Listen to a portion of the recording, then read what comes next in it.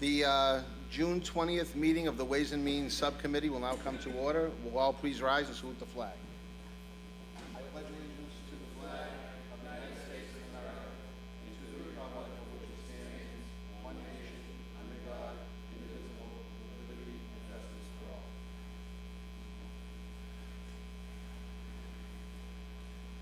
This is our second meeting in a series of meetings to go over the FY'19 budget. I am happy to be joined with my colleagues here in the City Council. Starting to my right, City Councilor Arthur Gonasso, City Councilor Stephen Morabito, City Councilor Charlie Patch, City Councilor John Powers, and City Council President Jessica Giannino. We have scheduled this meeting for 2 hours, and we have 11 different departments we're going to be going through. So I realize and recognize that some of these department heads were unable to make it tonight, so we'll have to get them crammed in tomorrow night. But for those that are here tonight, I'd still like to try to stick to this 2-hour time frame that we've scheduled. So if you wouldn't mind, when it's your particular budget, if you wouldn't mind just coming to the podium, I'll go to the pages, and we'll go to the pages where your department lies. If you could go through the budget, pointing out in particular any changes that may have occurred, and then we'll open it up to councilors for questions. So with that, unless any councilors have any questions, I'd like to move on to our first department, which is the mayor's office, and I see Mayor Arrigo here. If you wouldn't mind coming to the podium. And for the edification of the councilors, it is on section 2, page 4.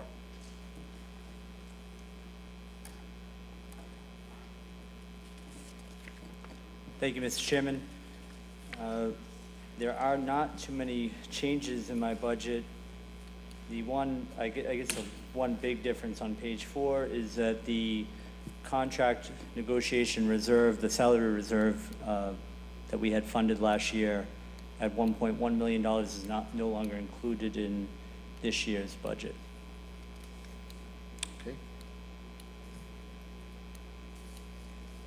Other than that, our non-payroll expenditures are level funded from last year. I apologize, no, that's not true. The contracted services are a little bit more this year. That is a consolidation from some of the Collins Center money that we had in our 311 budget that will now sit back in my budget. Okay. Pretty straightforward. Pretty straightforward. Members of the council, any questions for the mayor? Councilors, anybody? No questions. Well,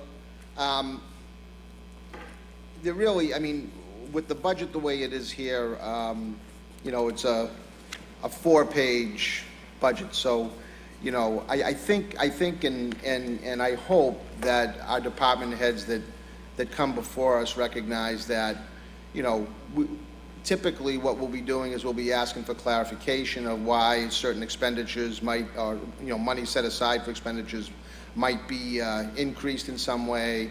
We're not really debating at these meetings, you know, the one we had prior tonight and tomorrow, we're not recommending any cuts should there be any. We will do that on the 25th between 4 and 6. That's when we will all have had a chance to listen to the department heads and figure out where it is that they, you know, would like to see any changes if that were to come about. So, you know, personally, I don't have any questions. Seems pretty straightforward.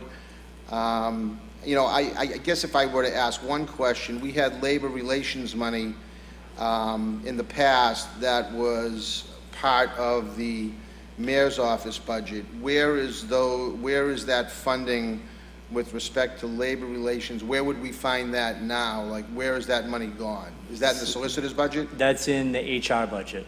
That's in the so HR this budget. year it's in the HR budget. From the last meeting, think it was clear from, in the solicitor's office, we've had some outside legal expenses. We tried to put those in the departments where they should lie. So for example, labor relations makes sense to be in HR. And now that we have a functioning HR department, we can put that money in that department, and that department head can manage those expenses a little bit.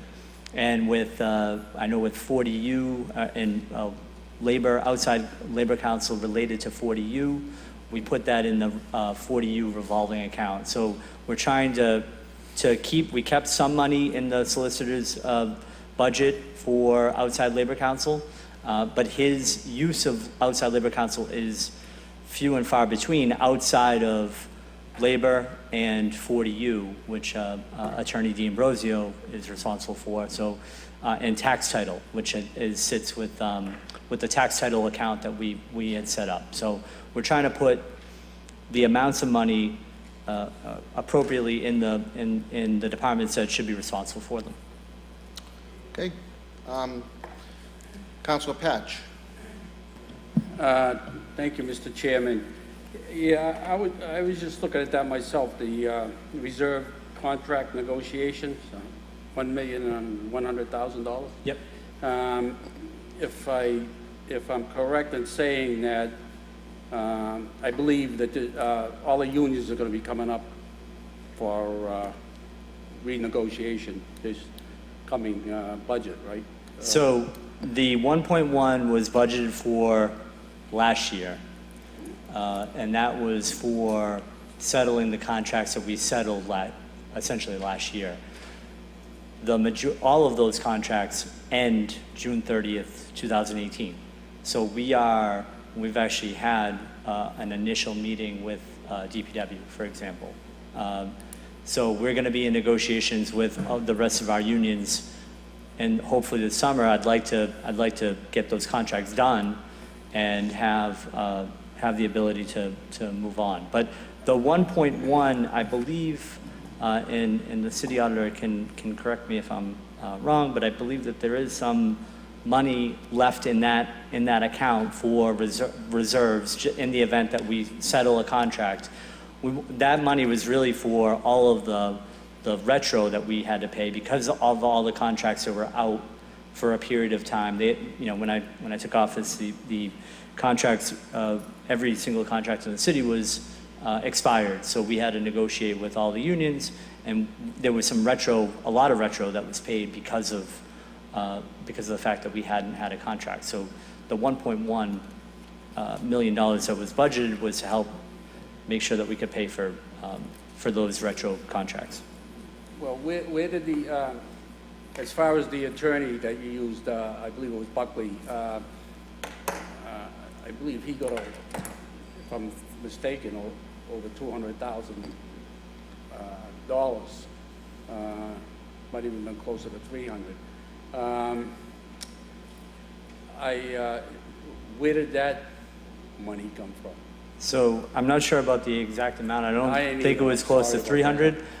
But as we presented to the city council, we had an HR report done in conjunction with the Collins Center, and it kind of laid out a lot of the concerns and issues that we had in the city in terms of management, in terms of the lack of human resources. And one small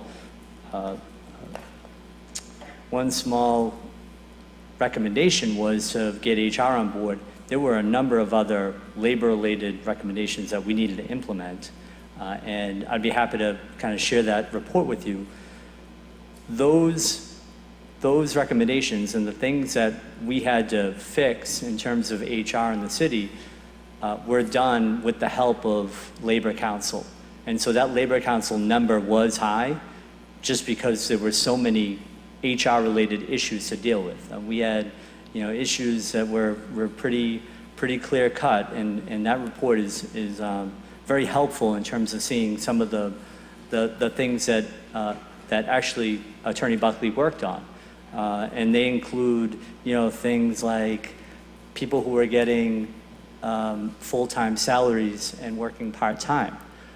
There were things like having people that had side deals for certain hours of work, which didn't really make a lot of sense. So those are things that we had to deal with, and Attorney Buckley helped out with that, and he was able to right the ship in many ways, and now we have HR in place. And so the ideal situation is that now that we have HR and we have a functioning HR department, we can move away from having the reliance on outside labor counsel to help move the city along. Okay, thank you, Mr. Mayor. I just want to make sure that we have enough, hopefully it ain't, it's not going to get that high this next budget. And, No, and like I said, the expectation is that the reliance on outside labor counsel would, as we have HR professionals working in the city, there's less reliance. And as we fix some of those legacy issues that we inherited, we can move forward, and there's less reliance on outside labor counsel, and really they could be used to just, at the end of the day, formalize contracts, between the city and the unions. okay, thank you. You had mentioned that there's a report on that human resources. I don't know that I've ever seen one. It would be helpful. It's maybe available if on the city's website. It's on the city's website? Yep. Okay, Yep. thank you. Councilor Powers, did you have something? Just one question. The way I'm understanding this, in other words, all contracts have been negotiated up to 6/30/2018? Correct. Thank you very much. Correct. Yeah. Thank you, Councilor. If there's no other questions, thank you, Mr. Mayor. Appreciate you being here. Thank you, Mr. Chairman. Next will be Chief Bright from the Revere Fire Department. And for the edification of the councilors that are here, page 63 through 68 under Section 2.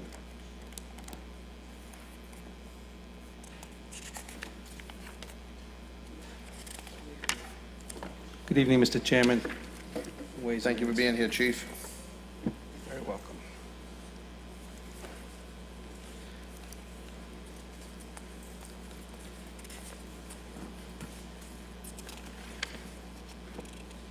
If you'd like to take us through these pages one by one, mainly to point out any major differences between FY'18 and now FY'19. Sure. I think most of the differences are going to be contractual. Most Okay. is salary out of the budget. The remaining, maybe 5%. Most of the stuff is level funded, as you'll see.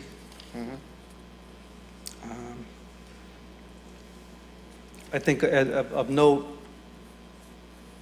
we're going to get some more help in the office this year. We have one position being added that's been desperately needed to help out in the admin office.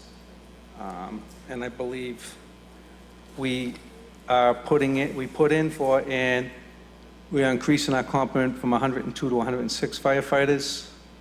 And I'm waiting to see if we receive the grant on that. We haven't received word yet, but I feel pretty confident we'll be getting that.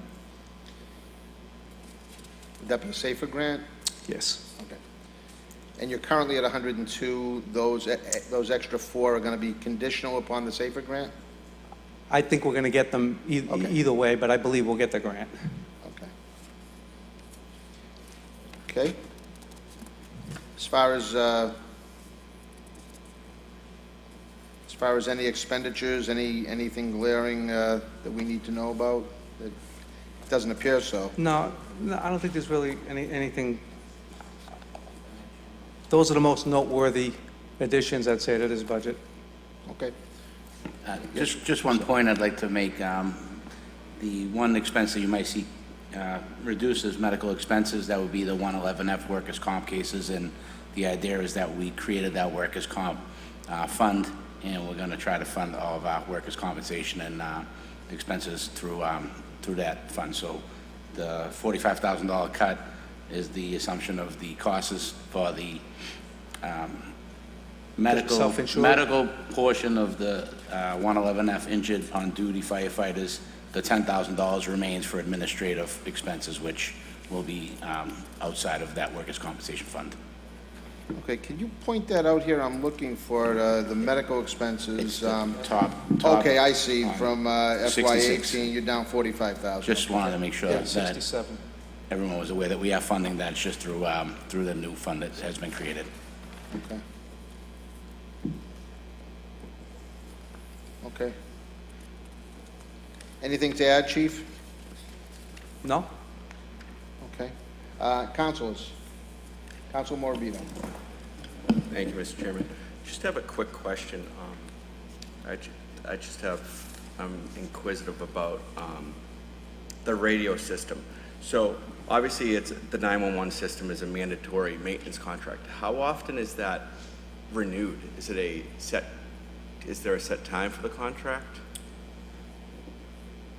We don't run 9/11 per se. The money that's in our contract is pretty much, we have to replace a lot of, we're responsible on our end to replace a lot of equipment. Like say, for instance, we have a tower up on the central fire station. That's gonna need to be replaced. Okay, that's a big money item. That's probably gonna come out of that this year. Right now, we have a separate dispatch and everything, but the stuff you see in the contract for the fire alarm is our end of the equipment that we're responsible for, be it radios, any type of hardware, fiber optics, and anything that we need to upgrade the system, we gotta stay on top of or replace. That seems logical. That makes sense now that you elaborated on it. Also, for automotive maintenances, who services our trucks now? We have a mechanic, We and do. he does everything in-house, a lot of the maintenance stuff, any job he can do. A lot of times he'll team up with the police mechanic and some of our surrounding neighbors, and they team up to do work together. And some of the bigger jobs we need to send out. You know. Okay, that was going to be my next question. What happens if he's out or on a leave of absence? But so Yeah, the if he's on police vacation, mechanic. he doesn't get a lot of vacation So the time, just police because he's always mechanic- getting bothered. But however, he was out, say he had a vacation a couple of weeks ago. And if something occurs while he's on vacation, a lot of times I can call Chief Guido and use the police mechanic will help us out with a problem he can help us out with, or one of Chelsea Fire, Everett Fire, some of the surrounding communities we work closely with, and they'll help us out. So it's all done internally and Yes. it's not outsourced? Okay, excellent, thanks. Council Guanasso? Thank you, Mr. Chairman. Chief, as you're probably aware, National Grid is creating havoc within the community, and they're placing double poles everywhere. And when we had a representative for National Grid up here this past Monday evening, I said, how fast can we get those double poles removed? And as always, it's fire alarm. What can we do to assist you? I see $25,000 here. Is that for the budget for fire alarm? I believe I sent the list of the double poles we were on and affecting, and it was one. So I don't know. We've created a whole new system on Revere Street now, where they're putting these new poles in, and because to service the people of Ward 5. Right. But Ward 3 is bearing the brunt of it. We're willing to do that, but we want cooperation from the city to say, if National Grid is putting the fault and blame on fire alarm, then can I get your assurances that as soon as National Grid is out of there, fire alarm will be in there on Revere Street doing what they have to do to the new poles? I wasn't aware of what National Grid's referring to here as far as we're holding up on. I've never heard anything on their end. They won't, I'm telling you, because it's a new event that's happening Whatever you now. can send me in that regard, if you can send I'm me an telling you, all of email. Revere Street, Right. and just go down Revere Street and see all these new double poles that they're placing Yeah, upon us. well, They I all mean, need to be. I haven't seen a request to do that, but if we have. No, to- I'm just making that just now because you're here. If the money's there, absolutely, Council, we'll take care of that. But I'm saying, forget if the money's there. I'm willing, I want to know if I can help. If the money isn't Yeah. there, this is the time to talk about it, because we will ask the mayor to put enough funding in there, because we got to rid Revere Street of those double poles. It's unsightly at best, and it's dangerous. And so a fire alarm is the culprit that's delaying the process, as National Grid has told us. We contract that work out, so if we know how many poles, and we can probably There's get a several. guesstimate on that, There's 7, several. and we could probably figure out how much, and That doesn't sound like it's, They're all over Ward 3, and every pole, they're putting double poles, they're putting poles in areas where we never had a pole. I've never seen more poles. And what we're experiencing, not only the pains of having these trucks about every day, disrupting the school children going to the Parvia School, going to the Lincoln School, every day we have this chaotic, dangerous situation. I want to get rid of that as quick as possible. And now school is coming to a close. We got a great opportunity to go in there full force and clean it up before the kids get back to school late August, beginning of September. This is an opportunity we should take advantage of. I'm on board with that, And if Counselor. we need money, we can let get us it going know. this summer, I'd be more than willing to send That's great. Davco over Thank it and you, start Chief. doing it. It doesn't sound like that's something that's insurmountable. I know it isn't, but they keep faulting every time they come up here. They say, well, fire alarm is on there, fire alarm is on there. Again, this is the And that's a the blemish first I've to us heard of because that, but that's Revere. look, if we get word of what has to be done, we respond pretty quickly usually and try to, I Well, mean, we're pretty you give me responsive the department, I would mechanic to say. do it, I'll show them each pole that has to be done. We can do I'll be that. there with them. We can I'll do pass them the tools, I don't go up the ladder, because I'm fear of height. Thank you very much, Thank you, Counselor. Mr. Chairman. Counselor Powers and Counselor Patch. Thank you, Mr. Chairman. Chief, I'm looking at one item here, and that's the overtime budget for fire. And I know what you asked for, and I know the mayor was gracious enough to increase it by, I believe, $175,000. Yes. And I'm wondering if, with that increase for $175, if in fact that will go a long way in reducing the brownouts, not just particularly in Engine 5, but all throughout the city. Because every time we have a brownout somewhere, it does affect the entire city. Yes. We've had a particular, yes, it will definitely go to help preventing the brownouts. It's not going to prevent, we have training, we have to put something out for training. We've had a couple of pending retirements right now. We've had about 8 people out injured, so that's all contributed to the brownouts. We have 7 new hires starting in September, so once they go through the academy in October, that'll help, definitely. Right now, quite frankly, it's hard to hire, get enough, firefighters to work in overtime or detail, so it's hard to get the bodies to do it right now. But this stuff should be, it's being addressed this year in this budget. Each year we're trying to do it a little bit better, and this will certainly help us knock the brownouts down even further. Is it going to totally eliminate them? Are we going to spend more than that? No, we may. We're going to have to see what type of a year we have. Also including the overtime, I don't think a lot of people aware, a lot of the community events we provide details to. I don't give us the sandcastles, the 5K road race up at the Whalen School. A week doesn't go by, I don't think, that we get a request for a detail somewhere. And that's all coming out of our overtime budget. We never had that years ago, but every year it's growing. The thing that really troubles me is, it's bad enough if Engine 5 is called out and they're, with Engine 1, Ladder 1, and Engine 4. The only thing really left covering the northeast side of the city is pumping up on North Revere and a ladder truck, which is very cumbersome, up on Broadway. That's and right. Particularly in heavy traffic and inclement weather. And the thing that troubles me now, if we have a brownout at Engine 5 and Engine 4 is covering with those other pieces, there's only a pump up in North Revere. I understand. I should have said I ladder understand the 4. concern. Yeah, I do. ladder 2, rather. I have the same concern. Yeah. Only I can do. Thank you very much. Thank you, Mr. Chairman. Thank you, Counselor. Counselor Patch. Thank you, Mr. Chairman. Chief, thanks Thank you. for being here tonight. Thank you. I just got we got a list of all the names of all the employees, and I know that in the police department, the mechanic is a civilian. Yes. I remember the fire department used to be a firefighter. Is it still that? Still way? is a firefighter, yes. Rank of firefighter. All right, thank you. Yeah, you're welcome. Thank you, Counselor Patch. Any other counselors have any questions for Chief Bright? Chief, thank you for being here. We Thank you, appreciate Mr. it. Chairman. Thank you, Wade. Appreciate it. Next up is the Revere Police Department. Chief, could you come to the podium, please?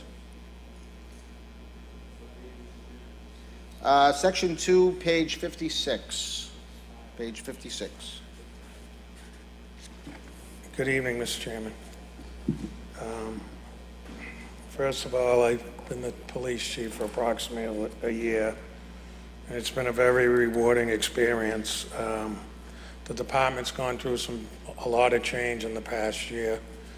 We've promoted over 15 people. We've hired over 15 new officers. I've done a complete reorganization of the department. I cut out a lot of waste in the budget and tried to go through every expense account. And a lot of it was in the IT area and consolidate some of those expenses. I reorganized the shifts and the assignments, which has led to a savings in overtime. And I think we're on the right track, and I'm really looking forward to the next year. And the community will see a lot more improvements. As far as the budget goes, as everyone knows, most of it's salaries. There's one new position in there that was part of the outside report to hire a community engagement office, civilian person. I 100% agree with that. One of the first things I did was started a community service division. Captain O'Hara heads that, and we're always engaged with the community, but we're trying to expand that and get more engaged with the community and try to get engaged with the minority population throughout the city. This Saturday's the Moroccan Festival. We're involved with that. We try to get involved with all the groups when they put on community events. The expense accounts, I went through them with the mayor and the auditor. The only one I'm a little concerned about is the gasoline, but we're going to see how that goes. Right now, the fire department gas is up at the police department also. They do their, not the fire trucks, but their regular gasoline vehicles, probably 7 or 8 of them. It's been working out well, but obviously we'll be using more fuel than we've used in the past, so that might run a little short. It might not, depending on how much the price of fuel rises over the next year. The last thing is, presently, the mayor budgeted for 103 officers, and the school department funds 3, which will allow us to have 106 officers. Presently, we're operating with 88 officers. We have 105, 3 are at the schools, there's 102. 8 are at the police academy. We hired 13 new officers, 8 are still in the academy. We have 94. We have 1 officer out on long-term injury, leaves 93. We have 3 officers in field training, so they're still not able to go out on their own, leaves 90. And I have 2 officers out on unpaid military. So I'm operating with 88 officers. Hopefully by the beginning of the year, I'll be operating with 106 officers. So there'll be a big improvement in visibility throughout the city. I hope to put the motorcycles back out next year. And this year, I'm striving to put out the pedal bikes, but it's going to be based on manpower and staffing of the shifts and overtime.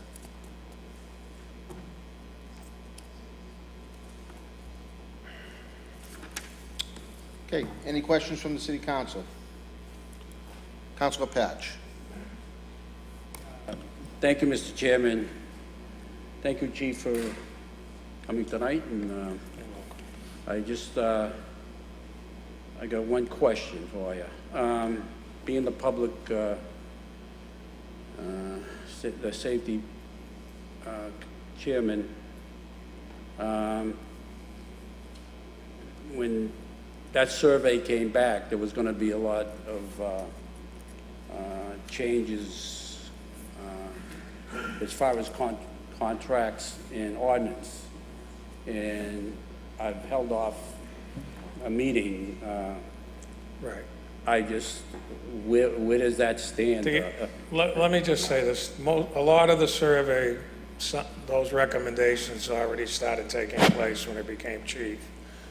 As far as the promotions go, I spoke to the mayor. I said, we really need more police officers, not cut the rank. As you see, he filled all the promotions.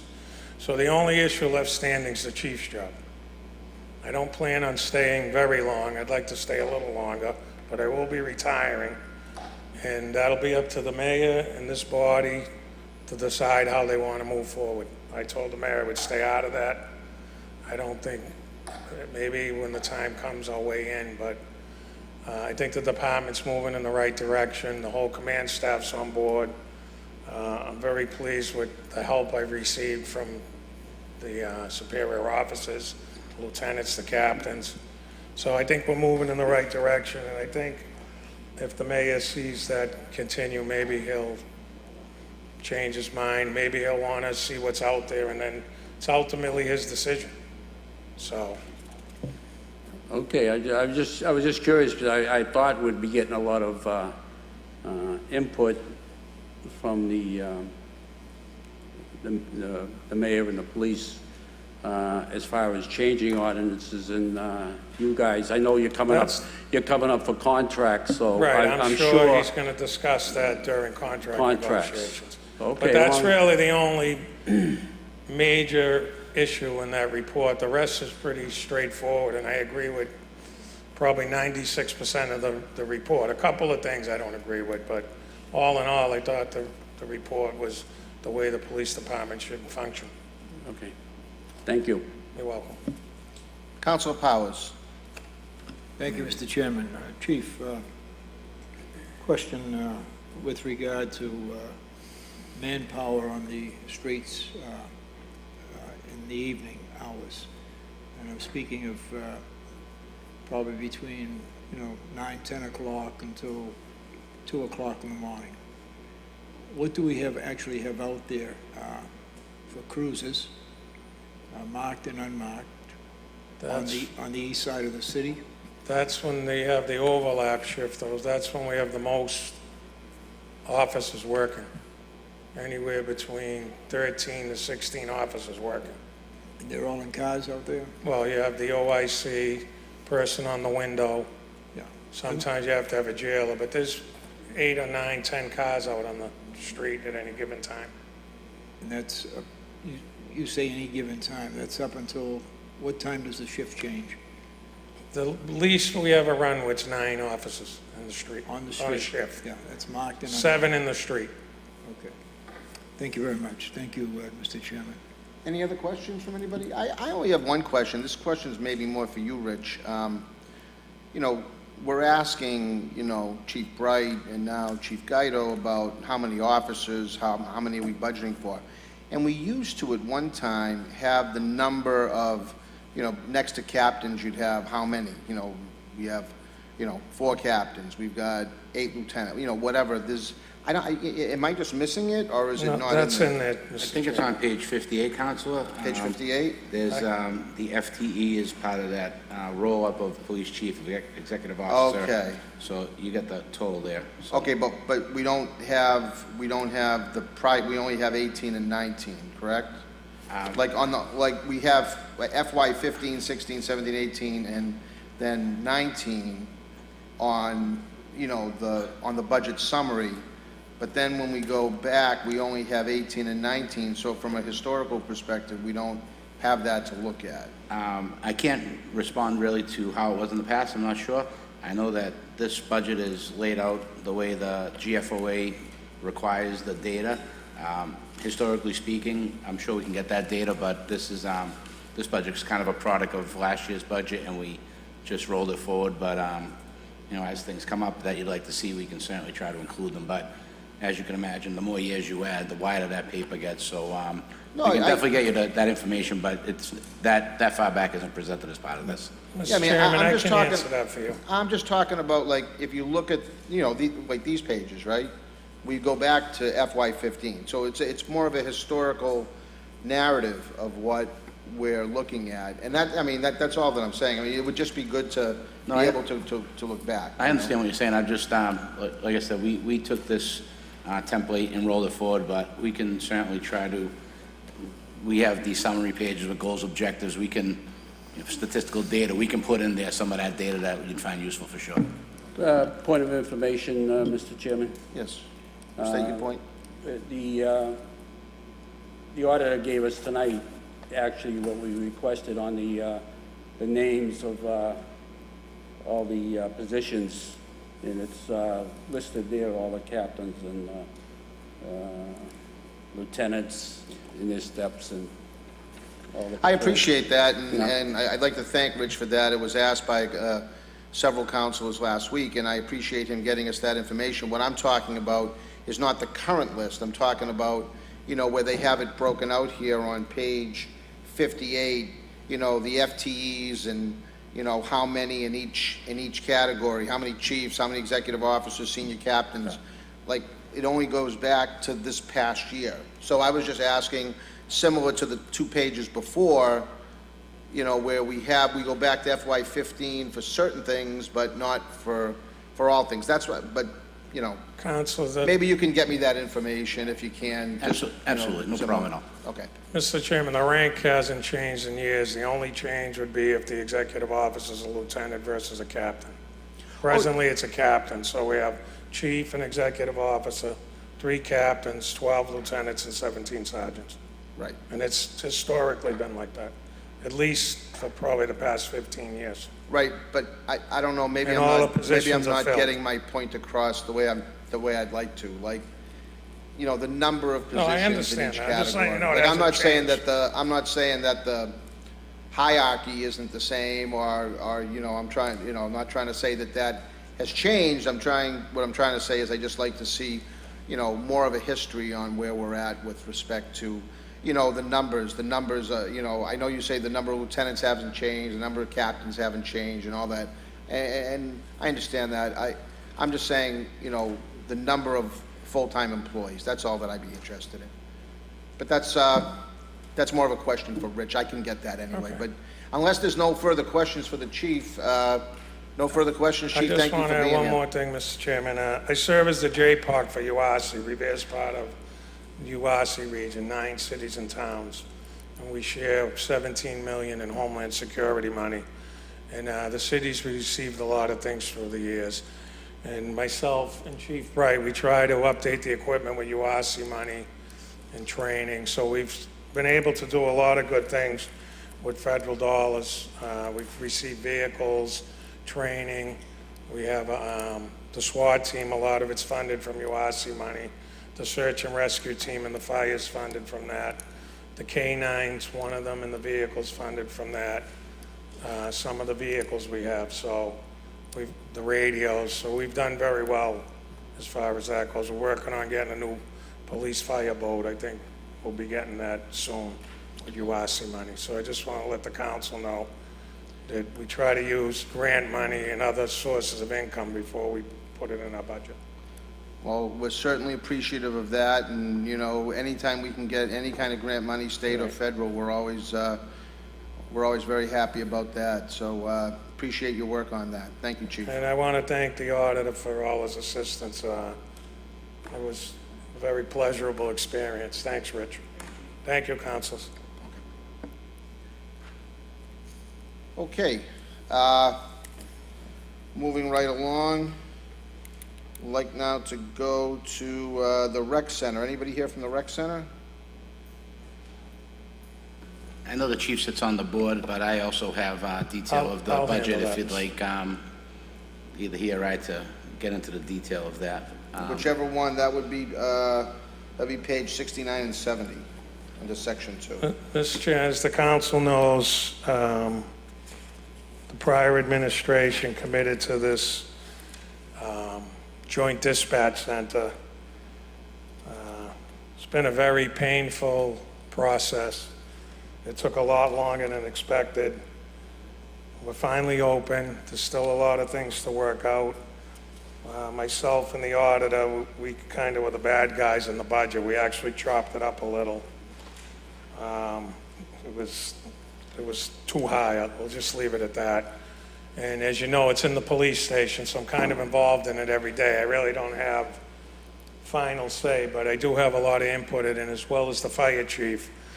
But we're still going through a lot of growing pains, and there's still some work to be done, but I think in the long run, if we get the right amount of employees and we can get it to a higher standard, I think it'll work out. We're also looking to bring another city in that will lower the costs in the future and maybe even remove it from the police station because it's causing, we kind of lost a lot of space to open up the central dispatch, space that we could use, but for now, we're working through those issues. We have, because of the central dispatch, we've got a lot of radio upgrades. We're all part of the radio system. So the council's aware, we got a state grant to do this, for over $1 million, which paid for a lot of necessary upgrades and equipment, as well as build out the dispatch center. And every year, we have E911 money that's dedicated to the dispatch center. We estimated the receipts to be around $700,000. That was in 2018, so those are estimated receipts. But that money goes to supplement the costs of running the central dispatch. So the state money's all been spent, the build-out's all done, and now the costs are on the 2 communities, and hopefully we'll get a 3rd community. George Anzoni, also the financial officer, worked on this. You'll see in the budget, we built up an escrow account in here, and we set a number. So there could be money left over at the end of the year. And what was decided is when the 4th quarter payments are due from Winthrop and Revere, we would look at the budget, and if there was a surplus, we would lower the city's 4th quarter payment and use the surplus in the budget and lower the payment. But we didn't want to run short because we had to make an assessment for both communities. So we needed an actual budget that was on the safe side. Especially, it would have been a lot harder for Winthrop to appropriate extra money because they're a town versus we're a city, and I don't know if they would have a town meeting. So we erred on the side of caution. Thank you very much, Chief. Any questions on the rec center? Councilor Patch. Thank you, Mr. Chairman. I know, Chief, I remember the old system, and I thought it worked very well. And it was a lot cheaper. And a lot cheaper. It's getting to be, might be more expensive. And from what I see, very expensive. And I know the original deal was good, like if Chelsea was supposed to be involved and they dropped out at the last minute. And I believe we're taking up, what percentage of, between us and Winthrop are we paying out of for this? The budget's based on the call volume, and it's been analyzed, so we're paying our fair share. I think down the road, there will be a 3rd community, and using the E911 money and other grants, I think we'll be able to bring this under control. They're in the infancy stages, so there's a lot of overtime trying to staff it. People quit, you have to hire a new person. There's a lot of training involved. So they're constantly backfilling the positions with overtime so we can get to full staffing. It's been a challenge. I realize that, and I hear that from many of the I'm on the board, the Chief officers. Bright's on the board. We're addressing some of the issues. Yeah, well, good luck. Well, Thank you. I just wish the old, we used to get the part-timers, and we never really had a problem with it. I understand, and my original dream when we built the station was to just combine Revere Police and Fire in one room, a policeman, a fireman, and all the call takers. I agree with And you. it morphed into this, which wasn't my say, so I we can't definitely turn agree back. with that. I don't agree with this, but I agree with There's too that. much state money that was invested in this that we can't just dissolve it. Okay, thank you. All right, thank you, Councilor. Yes, Councilor Giannino. Thank you, Mr. Chairman. I have to say I agree with Councilor Patch. I know that you guys have had a lot of growing pains with this and have done a great job trying to get it up and running, but I think that the old way was much better. I think that residents preferred the call takers that were familiar to them. I think that people felt more comfortable having a police officer or a firefighter or someone with more experience in the field answering their calls and their concerns. I think calls were directed easier, and less mistakes were made because of that experience. I hope that it gets better in the future, but ideally, you know, whether we add another community or not, it's a burden on our city right now. So I honestly, I know it's a huge investment at the state level. In retrospect, I don't think it was the best choice for our city, but we're stuck with it, so we have to deal with it. And I think our only option is to bring someone else on board, but then they're kind of stuck in the same situation we are. So I have my reservations with it, but unfortunately, there's nothing we can do about it. But I will say that our police and fire department have done a great job doing what they can with the resources they have in this situation. Thank you. Any other councilors have any questions? You know, this is a process that the state encouraged the cities and towns to get together and do, as you know. No. Speaker DeLeo was very instrumental in pushing the city of Revere and the town of Winthrop to get together on this, and he was completely on board with this. And actually, I'd like to thank him for all of his hard work and his efforts in helping the city along. And it's like any program, when you want to advance your technologies and trying to keep up with modern day policing, you know, I mean, the old way you're more comfortable with, but you know, going forward, this is a wave of the future. There's a lot of communities that are doing that, and I think originally we did have it planned for at least 3 communities. One did back out. I was told as of a couple years ago there was another city or town that was interested. I'm not sure where those conversations have gone, but again, that would lead to more state funding that would lighten that load with respect to the finances. But you know, I think long-term, once people get used to it, the system itself, it's going to be something that I think is going to keep us going in a positive and more innovative direction with respect to call taking and dispatching. So that's just my opinion, you know, having worked on it a little bit. So, And for the record, I believe when Councilor Rizzo was the mayor, he inherited this project also. I think the wheels were in motion before he even became mayor. And one last thing, Mr. Chairman, I know it's late. The IT in the police department, I'm going to outsource it. We're going out for bid for some 24/7 services. I know the council's big on residency, but it didn't work out. We advertised the job 3 times. It really set the department back a great deal when you didn't allow us to hire that person that we had at the time. I don't think he would have stayed long. I think we were a stepping stone, but at least it would have got us off the ground.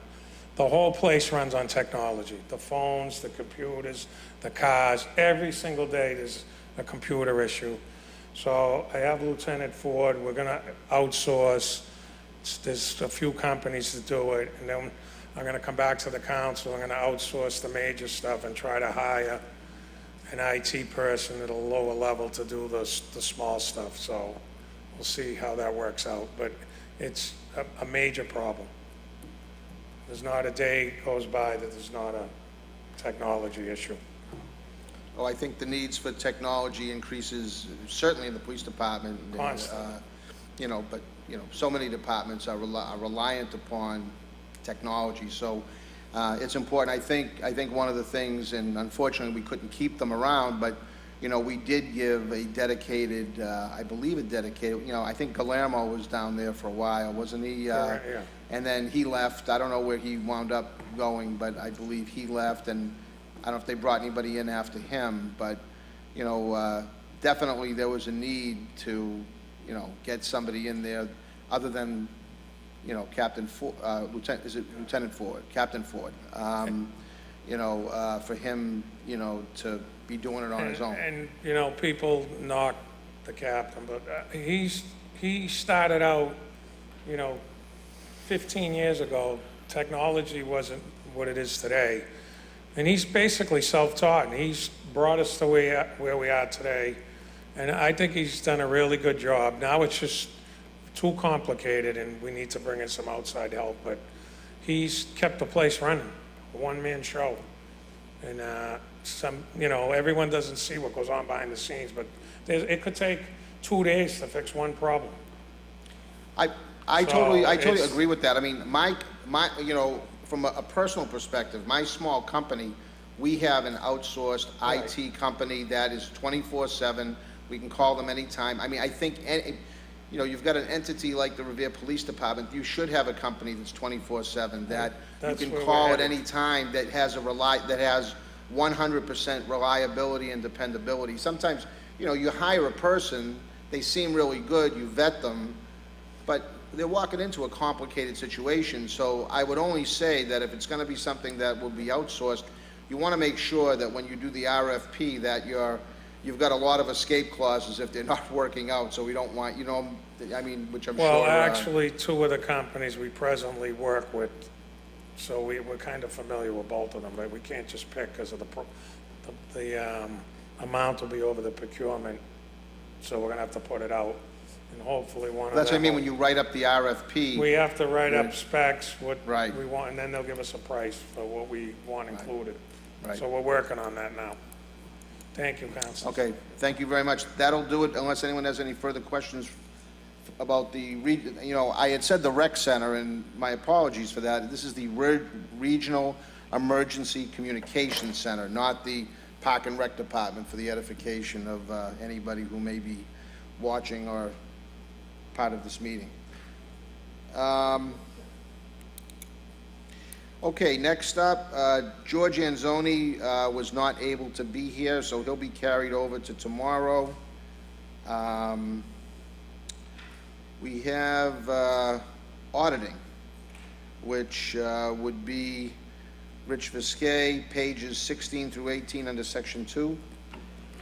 Counsel, if I may make a suggestion, since I'm going to be here all night, and I know the superintendent's here, she's welcome to take my spot and go at the end. Okay. I don't want to mess with the order, but I know I'm going to be here, so I have no problem going in at the end. Okay, then why don't we go back? The school department budget was slated, as we all know, for Tuesday, June 12th. But we have the superintendent here with us tonight. So, Dr. Kelly, if you wouldn't mind, school department, it's got its own tab down here, Revere Public Schools. So we just go to Section 3. Dr. Thank you Kelly? very much. And Rich, thank you for your generosity. I really appreciate it. It is a school night, so I have to get home and get to bed. And I want to thank the council for your patience. We were tied up in contract negotiations last week. When I anticipated that I'd be here, we were feeling like we were making some progress, and we're fortunate to come to a tentative agreement with the city's largest union, the teachers, at that meeting. So I appreciate your patience in having me come this week. So you have the report on the school department budget. We have had a good-sized increase in our budget this year over last year, and if you look at it longitudinally, you'll see that in the last 4 years, we've increased quite a bit. About a third of our budget comes from the city, and 2/3 comes from state and grant funding, state and federal grant funding, and other funds that we work very hard at procuring ourselves. But you'll see that in the last 4 years, our state funding has increased by about 20%, and our municipal funding has increased by about 10%. And those increases, I know, sound like a lot, but when you consider the fact that we have 500 more students in the district, over 500 more students in the district than we did just 3 years ago, that's why you see that funding going up. It's a function of the foundation budget, which is required by state law for how municipalities in the state spend on schools. We're very quickly approaching the $100 million dollar number for our total budget. And this year, some of those increased funds we were able to use to restore some of the positions we lost in the last few years due to the change in budgeting at the state level for economically disadvantaged students. And we talked about that, I think, last year and the year before. So I'm very pleased to say that we're able to restore 19 teaching positions this year. We added on an additional school nurse to help with the increased enrollment. And we are actually adding one administrator at the high school. So there'll now be, right now we have a structure that is a principal, a deputy principal, and 4 assistant principals. That will increase to 5 assistant principals. And we are focusing that extra position on our freshman academy, where we're seeing a lot of kids struggle in making the transition from 8th grade to 9th grade, and hoping to reduce retentions and student failures at that rate by adding that administrative position. Outside of those expenses, the budget is pretty much the same as it was last year. We see routine increases where necessary for utilities and the building functions where we anticipate about a 3% raise every year. Everything else is fairly stable. We were able to pull back some funding on a number of different contracts we have with different vendors. By negotiating better contracts, we were able to save some money on a variety of different line items, including our building maintenance contracts, our building cleaning with the cleaning companies, which saved a substantial amount of money for the district and the city. So I think that's a pretty good summary. Thank you, Dr. Kelly. Any questions? Council Morbido? Thank you, Mr. Chairman. Thank you for being here, Dr. Kelly. So the state sets the standard based on their formula of how much a city must spend, right? That's right. So are we at net spending right now? We are actually at net spending. We actually have, for the last number of years, made significant efforts to carry forward some funding from year to year. So our numbers come out above net school spending because we save that carry forward money in case of a rainy day. And, you know, it's exactly that situation we found ourselves in 3 years ago when our budget was cut by over $2 million at a time that we had 350 new kids in the district and we're expecting a $2 million increase. But we were able to use the carry forward funding to get us through those hard times and manage to get by with no layoffs. So with that practice in place, we've actually been spending a little bit more than net school spending requirements each year for the last several. Now, the law allows you to carry forward 5%. They do, correct? that's right. What percentage are we carrying over? As close to 5% as we can get. Excellent. Yeah. That's good. That's a nice cushion. It sounds like a lot more than it is in reality, but yeah. It's better than not having any. Absolutely, yeah. It's been good fiscal management on the part of Matt Cruz and my predecessor, Paul Dakin, that put that routine in place, and it's really served us well. Thank you, and thank you for the job, the great job you do in your whole school system, all the principals, the teachers. I think collectively, our school system is looked upon in a positive light, so. Yeah. Thank you, that's very nice. Thank you, Councilor. Councilor Guanasso? Mr. Chairman, it's because of Dr. Kelly that we have this increase in population in our school children, because she's created such wonderful atmosphere for the kids to learn, and certainly has collected a tremendous amount of talented people to serve as teachers. And we, as a council, we should take pride in the fact that we have allowed ourselves to go forward and put these foundations of good use and put these buildings that we've created to enjoy, our school children to enjoy. But we are really concerned about, and what I'm concerned about is, and we all know back when Paul Revere School was initially approved, the night we approved it, we knew we were 50 students shy of what the mark should have been, and we were left with the alternative, do it or you don't get funding. You know, that was a desperation act. A couple of, most of the council at that time was pretty much taken back by the fact that that was kind of the approach that was given, but was the only alternative we had.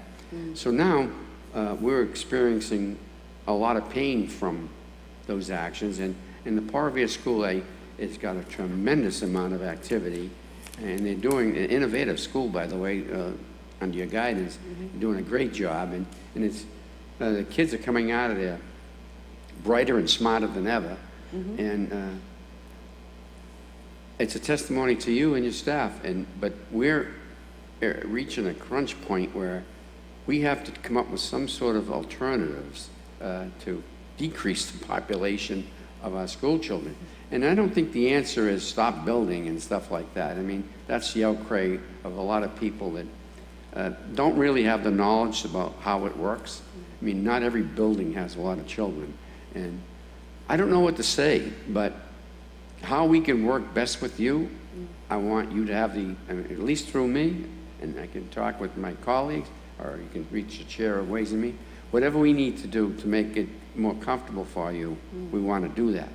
But I just recently, this past week, I got lambasted on the air conditioning not occurring. Now here I'm a Ward 3 counselor.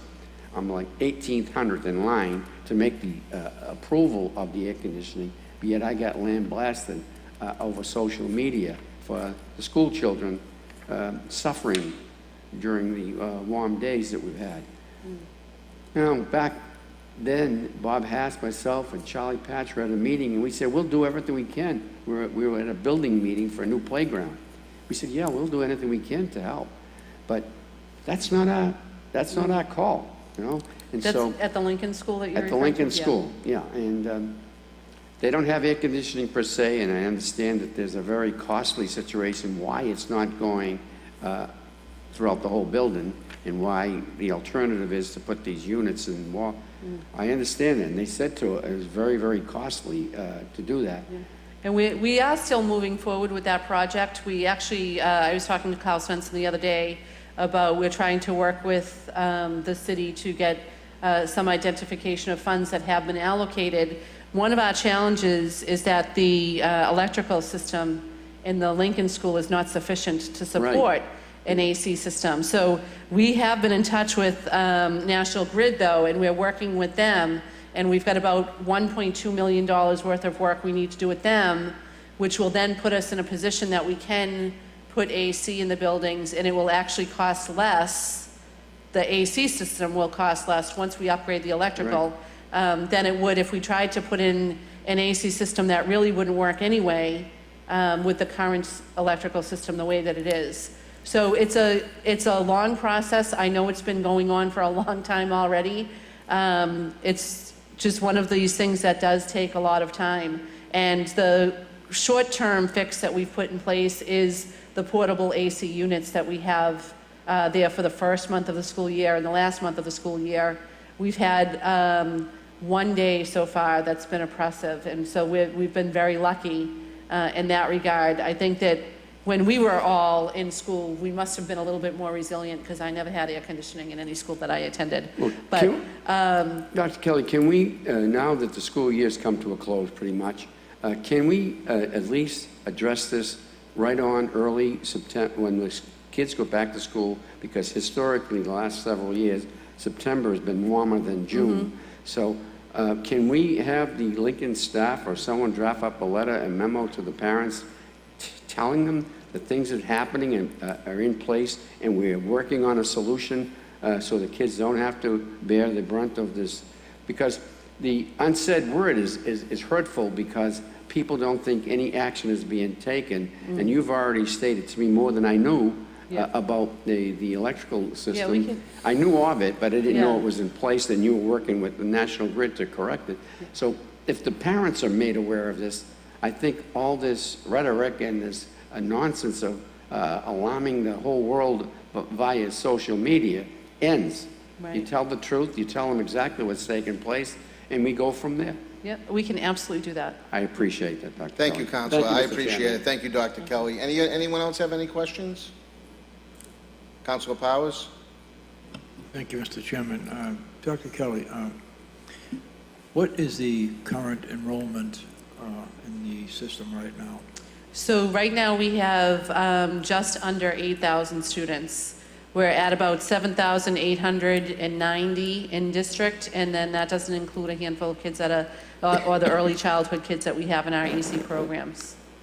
Can you tell me how much that has increased in the past 2 years?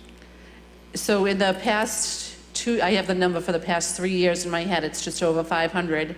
In the last 2 years, it's about 380. Yeah, no, the 500 number, I mean, so what you're saying to me is there are 500 more children we're servicing right now in the district than we were 3 years ago? That's correct, yep. Okay.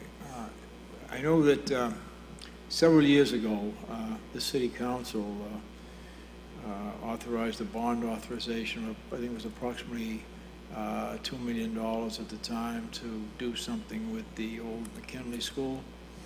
I believe that's correct. Is there any consideration of that happening right now with regard to the increasing the space in our school system? We haven't looked at using the McKinley as a school again, primarily because one of the reasons we needed to build the new Hill School was because the McKinley building it was in such disrepair and wasn't really functional as a school, with the cafetorium on the 3rd floor, no elevator, no handicap accessibility. A number of the classrooms were on the basement level, which was problematic with some building porousness, if you will, flooding and things like that. So when we think about all of the reasons that we didn't want to have kids in the McKinley building that forced us to build the Hill School, it's one of the things that we look at when we hope that that would be a last recourse. And I think that the kind of updates and repairs that building would need would far exceed the $2 million that was allocated. I think the planning at that time was that that would become a mixed-use building, and that the city and the school department would both put some funding into upgrading the building and using it partially as a school, but also having some city services move into that building. And one of the stumbling blocks that we hit was that in order to have city services there, the building would need to be made handicap accessible, and that alone would cost a whole lot of money that I don't think either the city or the school department was situated to spend at that time. So I think that's what one of the roadblocks was. As Councilor Guanasso pointed out, the Paul Revere School is overcrowded, but the truth is all of our schools are overcrowded, every single one of them. And to generate relief across the system, I really feel like the best plan for the city going forward is to identify some space where we can build a new high school, create a central middle school where the current high school is. We would reuse that building. It would need some upgrades, but not the kind of money that we're talking about to build a whole new building. And that would make the middle schools available to become elementary schools, alleviating the pressure there. And we would have to look at specifics. I mean, it might make more sense to leave the Rumney Marsh Academy as part of a central middle school with the current high school building in order to house the 1,600 kids that we have at the middle school level right now. And then just use the Susan B. Anthony and the Garfield Middle School as elementary buildings. So there's a lot of specifics that would need to be worked out with that kind of a plan. But it's the one plan that allows us as a city to build one new school and alleviate the pressure across the system. If we were to try to, for example, rehab the existing high school and maybe do an addition and keep that as the high school for the city, then we would need to still be looking at building another middle school and building another elementary school in order to alleviate the overcrowding at those grade levels. Well, that's where I was going with, Yeah. with this. I was, thinking that if the McKinley School could, because we, in the city hall, need more space also. And the city is growing a lot faster, I think, than any of us ever anticipated. To put some of the city offices in there, and also to create some space in the high school to move the administrative offices in there with the, in the McKinley School. And I think that would probably work no matter how many new seats we provided in the district to have the administrative offices in the McKinley School, along with some of the city services. So I don't know how many, how much space, how many seats that would provide in the high school if the administrative offices were moved out of there. Yeah. I think that the administrative offices used to be about 8 or 10 classrooms. So that's pretty much the space that we would gain by moving out of there. One of the biggest challenges with the current high school is that the lab sciences are not up to par. They're not modern enough, and there are not enough of them. When the high school was built, kids took science if they wanted to take science. They took science if they wanted to go to one of the better colleges, or if they intended to study science as their graduate program when they did go to college. Today, every child, regardless of what they intend to do after high school, is required by the state to complete 3 years of lab science. So that is what has changed the dynamic of what is needed in order to have a modern high school. Because kids have to take biology and chemistry and physics, whether or not they want to go to college or join the military or go straight to a career if they're joining one of the trades. Some people might say that they don't necessarily need those 3 years of science. I'll always say it's a good thing for every kid to have a foundation in every area in order to understand what they're interested in. But some people would say those kids might not need all of that lab science, but the state dictates that we do provide it to them and that we do give it to them in order for them to earn a high school diploma. So the games have changed from the 1970s when the building was built to where we are today. So. Is this something that could be added on to the existing high school? We did try to do it the MSBA came out with a specialized loan program when the state started this mandate of schools that all kids complete 3 years of a lab science. They recognized that most high schools were not equipped to offer that. And they put out a grant program, which we applied for, and they came out and did a study of Revere High School and determined that the rest of the building was insufficient as a high school to warrant putting that kind of money into it. And they said to us then, you need a new building. The lab sciences are the biggest problem, but we don't have this kind of computer labs and technology. We have piecemealed them in there, but that's another compounding factor to the space issues at Revere High School. If you go back to when the building was built, not everybody was doing stuff on computers. We didn't need that many computers. We've converted a number of rooms into computer labs because that's what everybody uses now. Kids, it would be unheard of for a kid to write a paper on anything other than a computer, you know? So we have to accommodate for all of that as well. And when the MSBA came out, they said there's too much that needs to be done to make this a modern high school building. You need to just build a new school. I guess that answers my question. I just wanted to throw that out there. Yeah, they're all great Possible ideas. And scenario. honestly, if God willing, we're going to get invited into the core program this year, which we won't know until December. But if we do, all of those options will become part of the feasibility study. So they'll look at, is there another place in the city that would serve as a spot for a high school? Should we rebuild exactly where we are? Should we build on the fields and then make the building where it is into fields? You know, they'll look at all of these different iterations. Would an addition onto the building work? They'll look at all of that for us and help us decide as a community what's best for the kids of Revere. Thank you very much, Dr. Keller, and thank you, Mr. Chairman. Thank you very much. And, I'm being very liberal with, the back. I mean, these are questions that really aren't pertaining to the budget, but we don't get a chance to see you that often, so I'm allowing it. But we do have several other department heads that need to be heard prior to 7 o'clock, so we could just try to stick to the budget if we can. That would be great. Councilor Patch and then Council President Giannino. Thank you, Mr. Chairman. I'll be very, very brief. Dr. Kelly, thank you for coming here tonight. Glad to be It's here. good seeing you again. I just want to mention, I'm sure the mayor, I know my colleagues and myself are very happy that we only have to come up with a third of the budget for the school department. And I hope the day doesn't come that's changed. And I also would just like to make a comment. I've had the good fortune of going to the graduation class for the last 11 years.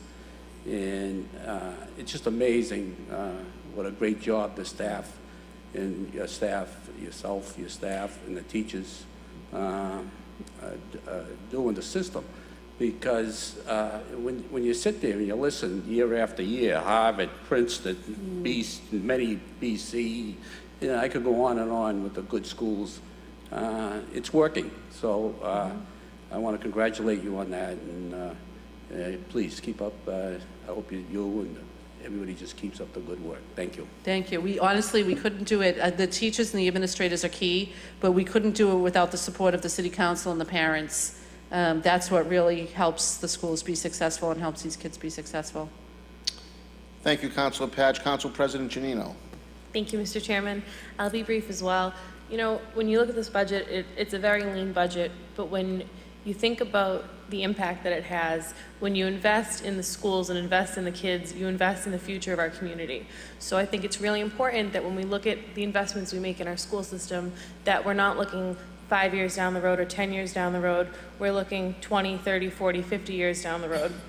And I think it's really important that we set a precedent to, even if it's a more expensive option, do what's right and fix it right, rather than putting Band-Aids on things so the next generation, the generation after, and the generation after have to fix it.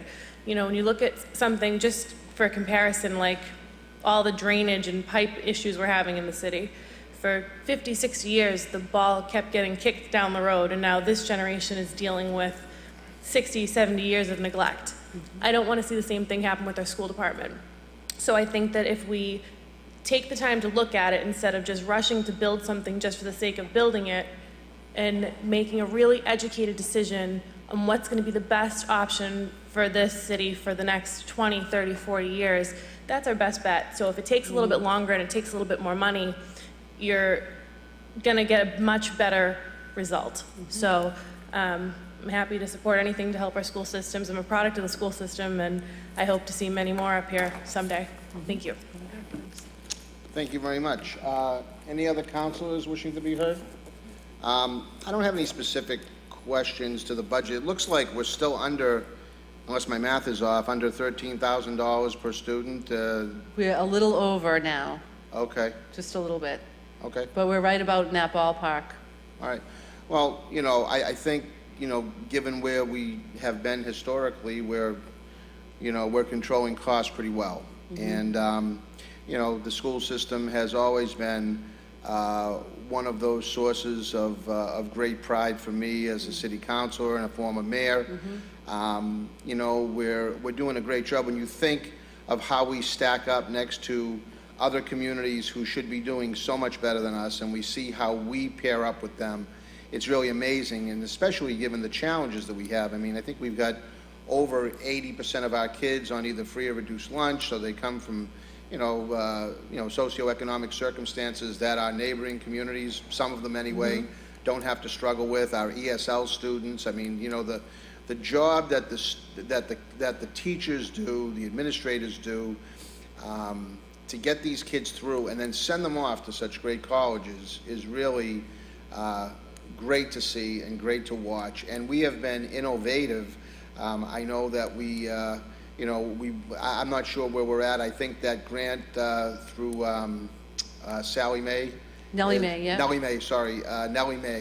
has that expired? Or? It was supposed to expire this year at the end of 17-18 school year, and they wanted to encourage us to continue that work, so they gave us a continuation grant. It's not as big as the past grants were, but it's still $750,000 for next year to focus on teacher professional development and ways to sustain the work that we've been doing beyond the grant period. So that was really exciting. It's not something they often do, but they saw the promise at Revere High School and wanted to make sure that work continued. So was there an assessment done by Nellie Mae after that yielded any positive results for, I think we were being used as a barometer for other school districts and, to see what we were doing so they could pass that knowledge on to those other districts. Have they come back? I mean, obviously they've given more money, so they must have been satified with what they saw. Have you received anything formally? We haven't received anything formally, but they had contracted with EDC, which is another educational company, to come in and do an audit of the grant in the school and see where the really strong points were. And they are working on that summary report, but I know that Nellie Mae had a copy of that already, which informed their decisions on which school districts they were going to continue funding. So it's a positive indication. There's certainly still more work to do. At the high school and at all of our schools, there are things that we can be better at, and we're working with parents and with students to identify those things and figure out how to get better at them. So it's good. Well, thank you, Dr. Kelly. I appreciate you making it up here tonight. To be honest with you, I wasn't aware that you were going to be here tonight, so I'm glad that you were. We were able to, to have a lot of discussion. I know a lot of it wasn't centralized around the budget, and as often is the case with the school department budget, the city council doesn't go and tear apart each line item. That's left to the school committee and yourself. Yeah. It was great to have the opportunity for counselors to ask questions, sometimes you think about, but if we're never sitting in front of you or having the chance to talk to you about it, then, it just kind of lingers on and lingers on. So I'm glad you were able to answer a lot of those questions. Sure, anytime. Thank you so much. Much Thanks for having me. appreciated. And if I Thank you. could give one more bit of thanks, over the last few years, I mentioned the economically disadvantaged challenge that we've been facing with our budget. Speaker DeLeo's office has been unbelievable in helping us with that, and he's helping us again this year. So this will be the third year in a row that he's given us the funding that we needed to close the gap on that aspect. So I really did want to just thank Speaker DeLeo and his staff for all of their hard work on our behalf. That's a great shout out, and I don't think, we'll feel it. I hope it's not for a long time, but we'll feel it when he's gone. We've been very fortunate to have a representative of the city of Revere as Speaker of the House. I mean, there's 351 cities and towns, and there's only one speaker, so we've been very fortunate, and I'm glad you gave him that shout out. I'm sure that he and his staff will be too, so thank you very Great. much. Thank you all. Thank you. So our next up, actually, Rich, you're going to be the sacrificial lamb. You're here anyway, so you'll go last if that's okay. So we don't have to hold other department heads here. I believe assessors was going to be up. They had indicated they'll be here tomorrow night. They couldn't make it. Purchasing, Marie Zalandi could not make it, so she's not here. So we'll move on to information technology. And for the edification of the councilors here, it's section 2, page 22 through 25. Good evening, councilors. IT budget for this year, it's up. It's actually, it has not increased. It's been cut a bit. We're trying to migrate a lot of our servers, which are 10 years or older, to a cloud-based system, so the city does no longer have to maintain hardware.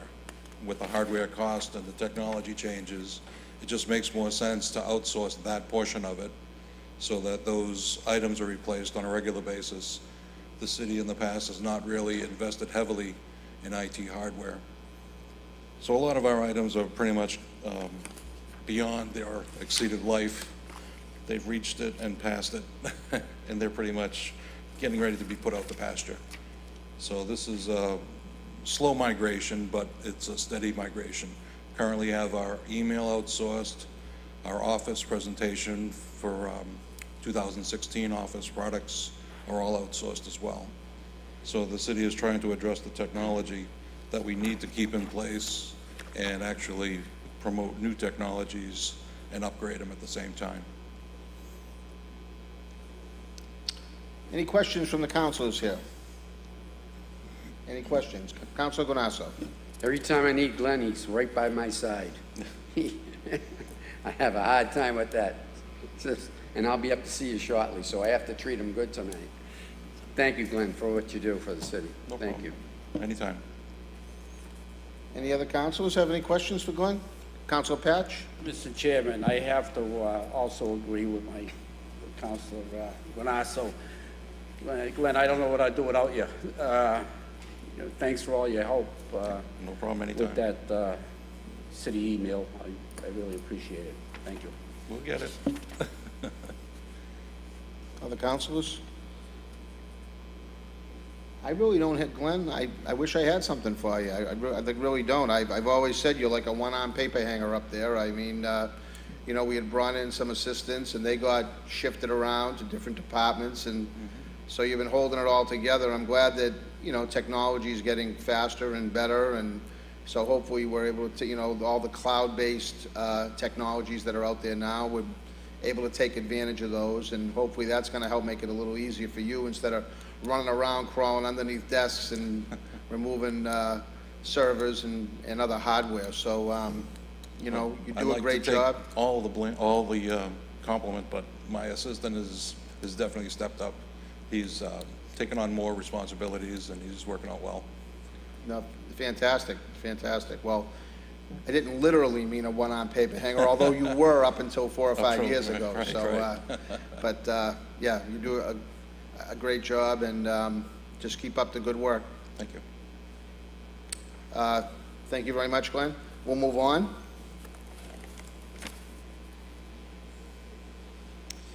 Okay. Office of Innovation and Data Management, pages 13 through 15.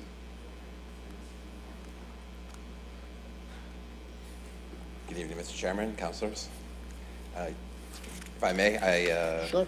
you, I'm sure, have noticed that if you've seen my budget, that we've requested an additional person in the 311 office. I think it would be helpful if I provided a little bit of context around the work that the Office of Innovation and Data Management has been doing in the last year and will be doing in the next year to explain to you the addition of this person, as well as some of the other things that you may see in my budget.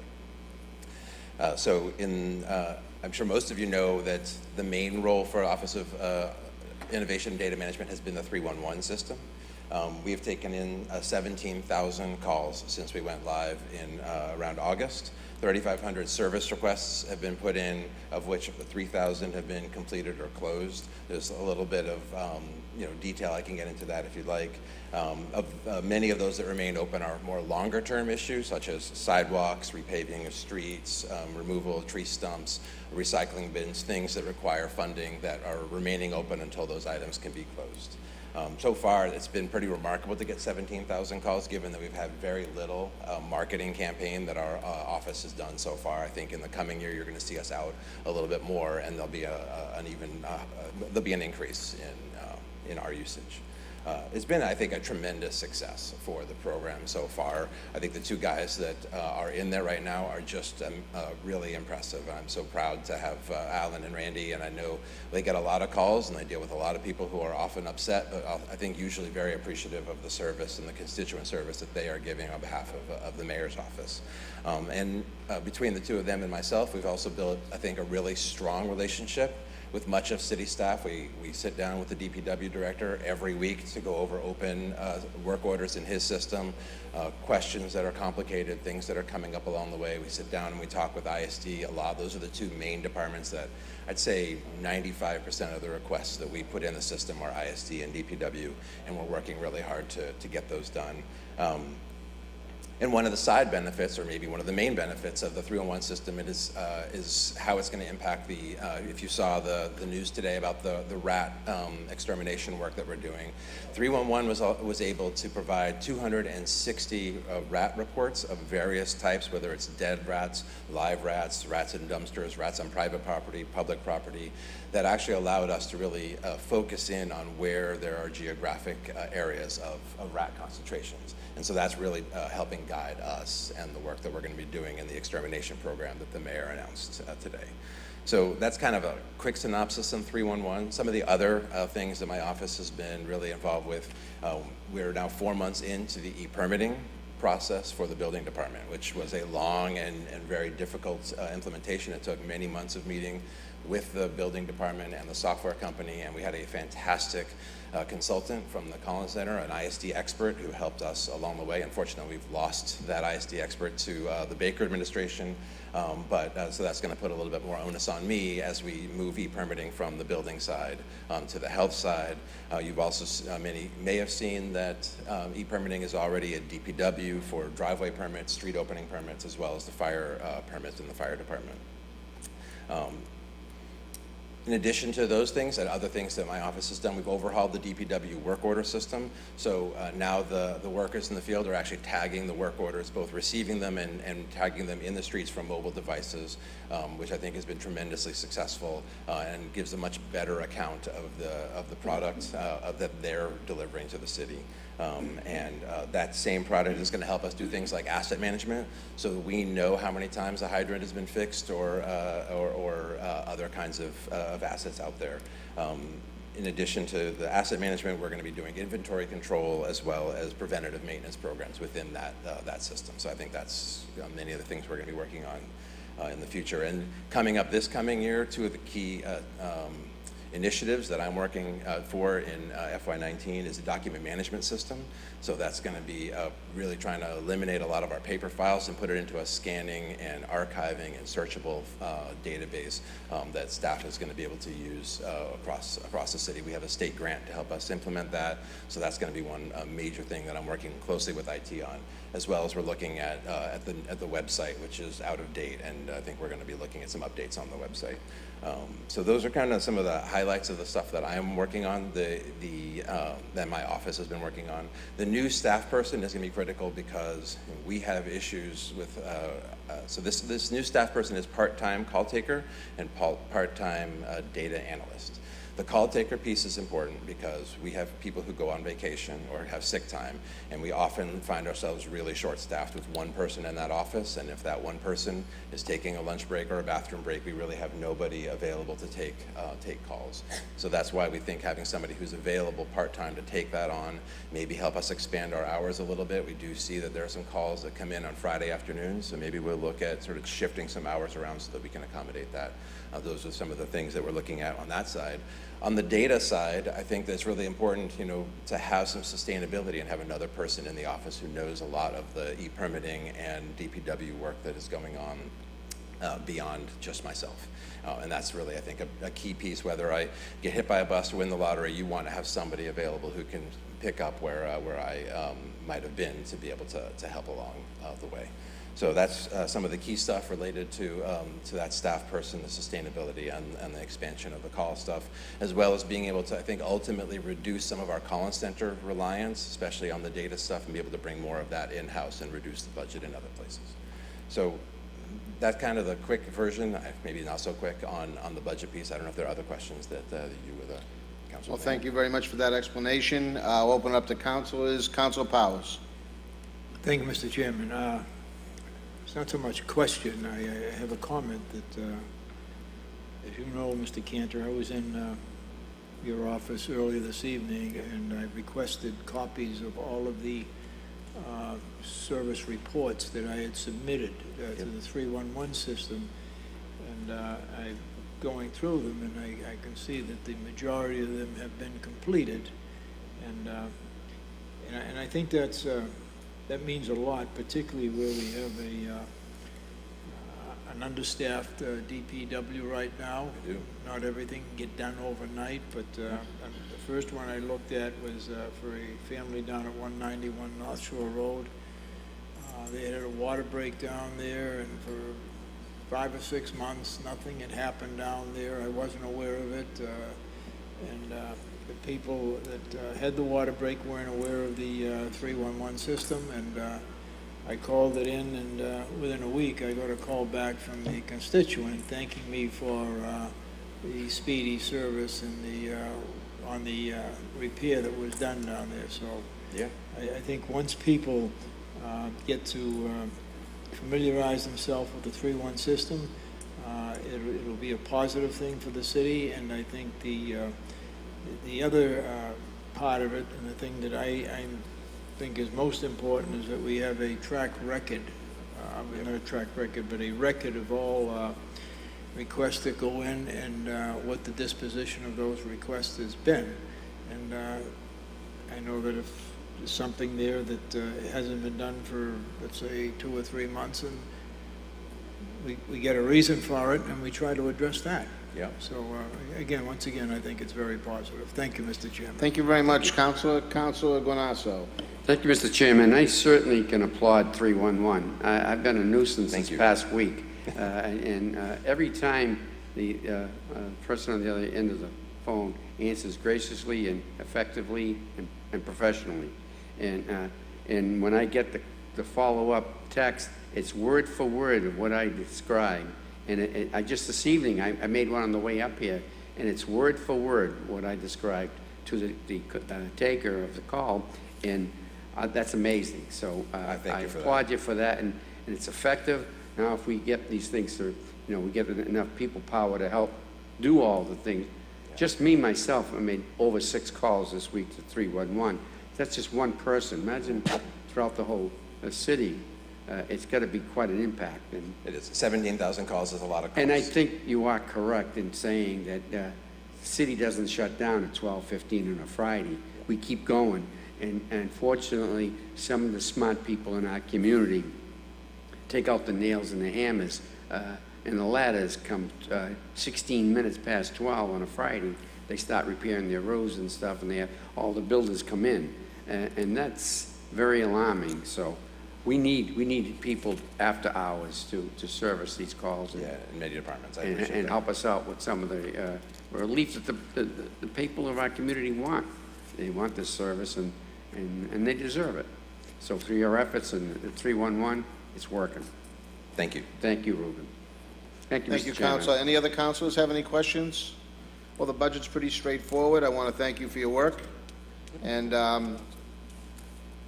Chairman, I stayed for this. I just want to express how important I think 311's been. A lot of the service calls are for the police. I get direct emails on every single one of them, what the outcome was, if it's still an ongoing problem. And it's made a big difference. In the past, people would call, the shifts would change, things would get lost in the shuffle. 311 keeps a database, there's a follow-up, and it's really been a big, big help, especially for me as the police chief, to know that issues are being addressed. So I stayed here purposely to commend the 311, and I think it's a great program.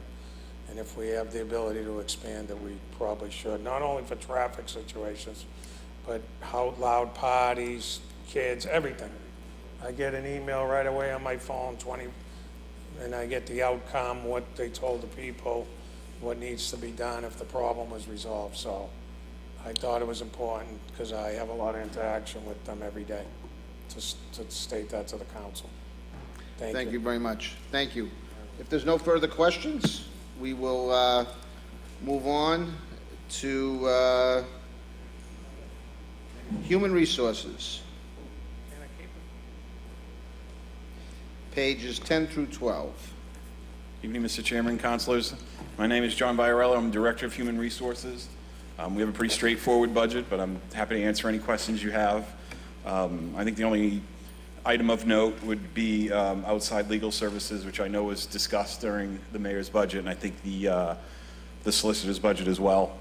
It's one that's been moved to my department, and it's designed to handle contract negotiations and a little bit of employee relations, just issues that, for whatever reason, rise to the level of, requiring legal representation. Thank you very much. Councilors, any councilors have questions? Councilor Patch. Thank you, Mr. Chairman. I see here, as you know, we were here, I mentioned the legal services in the mayor's office. And I see here it's only 50,000? Correct. That's correct. Well, I think last year the figure was much larger than that they used on outside legal services. I believe it was. As was noted earlier, there were some pretty intense contract negotiations last year. I came in kind of on the tail end of that, and I think Mr. Buckley was used quite extensively during that time frame. However, I believe a lot of the sort of major contentious issues, whatever they may have been, were sort of dealt with at that time, and I expect that our contract negotiations moving forward are going to be a lot smoother. So we probably won't need him as much. And, just to do a little shameless self-promotion, I am in place now, and so on the employee relations front, we expect that there will not be a lot of employee relations issues that rise to the level of needing legal counsel. Well, I hope you're right. I mean, Me too. I negotiated for the police department for Right. three administrations, and it never got done nice. But I hope you're in the ballpark here, but I don't think you are. But that's okay. Thank you. Councilor Gunasso. Thank you, Mr. Chairman. John, I hear all good things about you. A lot of people in City Hall. Thank you. Applaud you for what you do and the way you conduct yourself, and applauds to you, because obviously we don't see much of what you're doing, but we get the wording from others, and what I hear is very, very good on your behalf, and thank you for your service. Thank you, I appreciate that. Thank you, Councilor. Thank Any you, other Mr. Chairman. councilors wishing to be heard? Councilor Morbido? Thank you. I have a non-budget related question, if I can state it. Yeah, I know. Go ahead, everybody else has, Yeah. Councilor, go ahead. So, You may as well get off the budget too, so that's okay. now that you're settled in, is there a employee handbook that states benefits, earnings, like for non-union employees, like? So I'm glad you asked that question. I actually have, I have a handbook that I've written. It's completed. It's out for review with the department heads. I wanted to give them a chance to look at it, read it, see if they had any questions, concerns, comments, revisions, things like that. In terms of benefits and pay practices, it's a little bit light, and the reason for that being, as you well know, most of the city's workforce is unionized. All those agreements vary, and so it's kind of tough to compile them all into one book, especially where they could change. I mean, I could have written that, and they may all change, in a couple months. So as far as benefits go, and pay structures, it's not so much focused on that. It's more on policies and procedures and things of that nature that aren't covered in a union contract. I believe having a human resource department is very beneficial to the city. It's a one-stop shop, whereas before, if you were a new hire, you're basically left in limbo.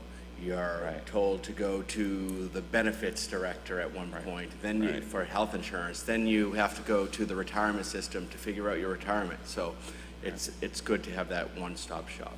Thank you, I appreciate that. Any other councilors? My question, again, I apologize to you, but it's more toward Rich. As I look at the group health insurance costs, 17.5 million almost, but I don't see the 2015, 2016, 2017, and so is that, which part of the budget is that in now? Is that, in 2017, it was at 17 million? I believe all those are in the unclassified section, the 900 section of the budget. That's where your workers' comp, your health insurance. Okay, so that's not going to pertain to his budget anymore? Well, again, just, I started in January. I inherited the format that was here, and I'm certainly looking to improve it, make it more user-friendly. I believe you guys have before you, and gals have before you, a document that provides much more information, hopefully helpful to you as you do this, but certainly open to suggestions on how we lay it out. But to your point, Councilor, they decided to put that in unclassified expenses as the 900 series, so I think at one point it was in... Where would that be in our budget? It's, let me see, it's, give me 1 second, I'll find it for you.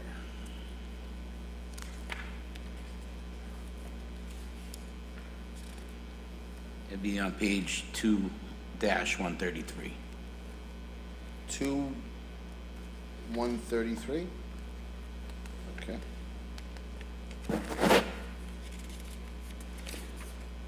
And Okay. as you'll quickly see, there's no history in the back 3 years because, again, these were in different locations in prior fiscal years, so I can understand how it's a little hard to compare year to year to year, but by inheriting this as the way it were, it's hard to change it in the actual accounting system because you mess with the integrity of the ledger, so we don't want to reclassify it within the general ledger, and a lot of this data is data dumped out of that ledger, so certainly email me, call me, let me know if there's things I can do. I can footnote something here to give some more data or such, but it's a work in progress. Okay. If any councilors have any questions pertaining to any insurance, just direct them to Rich, and or you can direct them to me, and I'll direct them to Rich, however we work it. But, John, I don't have any questions specific to your budget. Appreciate your service. You're doing a great job, and I hear all good things. So appreciate you being here tonight. Thank you. And let's see, I think we're right, Human Resources, we have Rich now. We have Rich, we have auditing, Hello there. pages 16 through 18. Thank you, councilors. Fiscal year 19 budget has a few changes, one of which is, you may see a new line for contracted services. What we're trying to do in the auditor's office, per some of the management letter comments, is we want to create policies and procedures written for all of the financial operations. So we've begun with some fiscal year 17 money to address that. We've had some discussions with my office, budget, auditing. We've had conversations with purchasing, and we are about to, in the next several weeks, planning to do treasury, collection, payroll, human resources, and just kind of memorialize what we do on a day-to-day basis, going back to that. If one of us gets hit by a bus, how's the operations go? It also helps when we have new employees and people want to understand how we do business. What's the process by which you process a warrant, process a payroll, reconciliation of cash, accounts receivable, et cetera. So a lot of this is institutional knowledge of people who've been here for years, but doesn't help us much when we're trying to figure out how the day-to-day operations go. So we're hoping to get that funded so we can memorialize and document all our written policies and procedures. Otherwise, the budget's pretty straightforward. I have a staff of 5. I'd like to thank all my staff for helping put this budget together. I hope it's useful to you and gives you a clear picture of what's going on. But other than that, I'm happy to answer any questions with regard to any matters. Thank you very much, Rich. Any questions for the auditor? Any questions from councilors?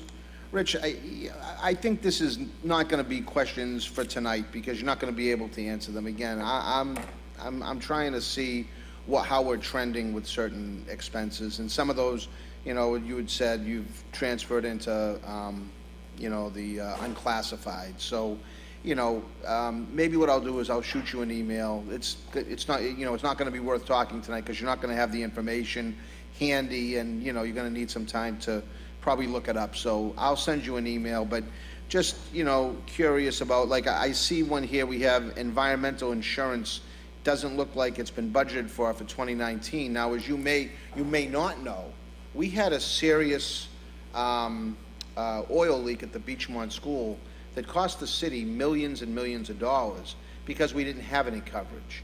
And I'm just wondering, you know, we talked about, you know, the old McKinley School. We talked about, you know, there's other schools that we could potentially have a problem for, and that, to me, you know, was an important factor to protect the city if we had any environmental accident going forward. So I don't see that budgeted here, and maybe that's just something that you can kind of follow up for me and see if that, you know, why we're not still considering that. I can certainly answer that. Just like the health insurance and Medicare, they're classified in the 900 series, right? So just briefly, when you look at the way the budget's laid out, it's in conformance with the UMass accounting system that's governed by the state, and they categorize the 100 series general government, 200 public safety, 300 school, et cetera, et cetera. They classify the 900 series as these kind of other expenses, which are typically fixed costs, your insurance, your health insurance, your workers' comp, et cetera. So, and that also flows right into the Schedule A that's reported to the DOR. So my guess is that someone had decided to reclassify these because typically you won't look at an auditor's budget and see insurance premiums in the auditor's budget would kind of skew the data when you're trying to do comparisons at the state level. So I believe some of these were moved just to try to line it up more with the UMass accounting system. So I can assure you that we have money budgeted for insurance. I can also assure you that because it falls under the auditor's department, have had a consultant, Kevin Donahue and Associates, come in and review our policies just to make sure that we are covered for what we need to be covered for, because I'm no expert in insurance. I know you are, but I had to have someone look at all the insurance and make sure we're properly covered, so I'm actively managing that, but it's just in a different section of the budget, so I can certainly guide you to that. Yeah, it's just that portion. I mean, I know it's not the group health, it's not the property and casualty, it's the environmental. And by the way, I am certainly not an expert in environmental. I just know that I became an expert in paying millions out to the Beachmont School as a community. So the goal for me was just to try to protect the city against any, and of course we had to call in, somebody that dealt. That's a real kind of specialty. There's not a lot of people across the country that even deal with that. And so, so I felt confident and comfortable that if we ever had another incident, that at least the city would be protected and that some big insurance company would pay for our loss instead of the taxpayers. So just want to make sure that we're still looking at that and that that's going forward. Yeah, I'll certainly follow up to make sure we have that coverage, but again, we have an agent that guides us through that, and on top of that, for another layer, we have hired a consultant to review all the deck sheets and all the coverage, and I want to make sure not only are we, if we're underinsured, but I also want to make sure if we're overinsured, and I just want to make sure that those premiums are in line. All right. Are there any further questions?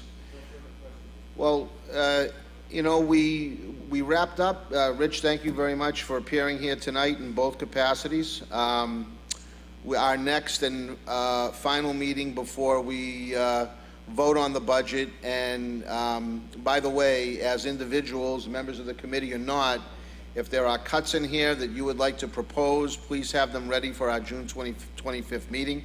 We'll be meeting again here tomorrow between 5 and 7. I think at that time, our Board of Assessors will be here, our purchasing agent will be here, and I believe George Anzoni, our Director of Finance, will be here tomorrow. So it'll be a pretty busy meeting. Again, that's tomorrow from 5 to 7, and I want to express my appreciation of the councilors who are here. I know everybody here, for the most part, with the exception of a couple, have full-time jobs that they have to attend to, and starting right at 5 o'clock isn't always the easiest thing to do, but I appreciate them being here and being part of this process. So again, Rich, my thanks to you, my thanks to my colleagues, and we'll see everybody here tomorrow at 5 o'clock. All right, thank you. And I'll just mention that, again, if it's helpful, feel free to email me, anybody, if you have any questions, anything you need for the budget. I will be here tomorrow night, I will be here Monday night, and happy to help any way I could. Thank you very much. Thank you very much. This meeting's adjourned until tomorrow night, 5 p.m.